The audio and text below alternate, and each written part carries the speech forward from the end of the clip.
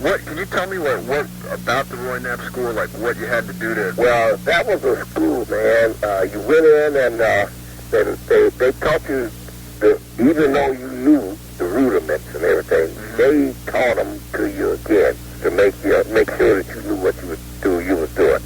And then they had sight reading and they had music appreciation. That's where you had to listen and pay attention to and play all different types of, not just sit up there and play all jazz. You play jazz, concerts, marches, and Latin music and everything. And we had a teacher there, named Jose Bentoncourt. He taught the Latin stuff.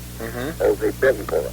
And he was a Latin himself, and so therefore they had all different, they had all around. And you wrote, you had to write, and you had, you did everything. It's the same, to me, it was just like a refresher course, what I took in the high school, but only on this side, it was on a much higher plane. It was almost like a college attitude.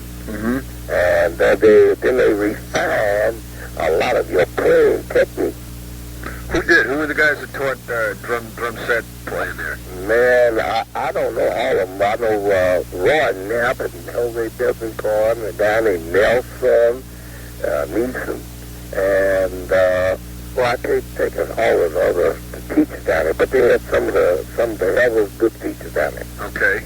And then they had like a lot of the bands like Gene Krupa, Buddy Rich, and other Hampton, and all of the big bands at that time were Billy Herman and things. They'd come to town, and a lot of them would come by the school, and they would give us tickets and things like that. We would, we'd be in the Chicago theater and different theaters, different, like they had another club downtown.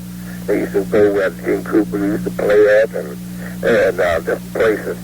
They would invite you to come in and invite the drummers from the different schools to come down there just to hear what the other musicians are playing. Man, give you an idea of what you learn in school so you can put it to practical purpose.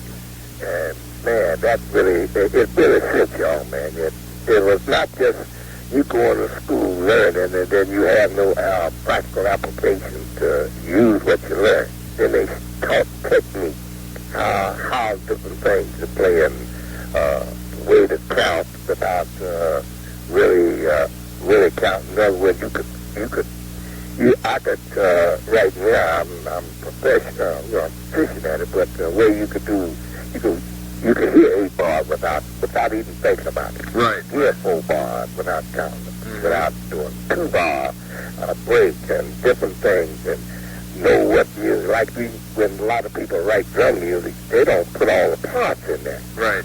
So you got to be, if you're a drummer, you have to know enough about drumming to improvise. And did they teach brush technique? And and I said they taught everything. Everything you could, every technique, how to use mallet, the brushes, and then if you while you was going there, you not only taught drums. Every drummer has to have a second instrument, which is the vibe, and that gives you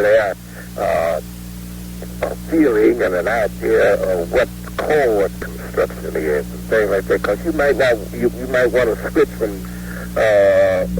vibe to vibe from drum. So actually, I'm still young now, and a lot of the nightclubs and places, man, I was not able to go to because I wasn't 21. So what I did, I re-enlisted in the Army in 1948.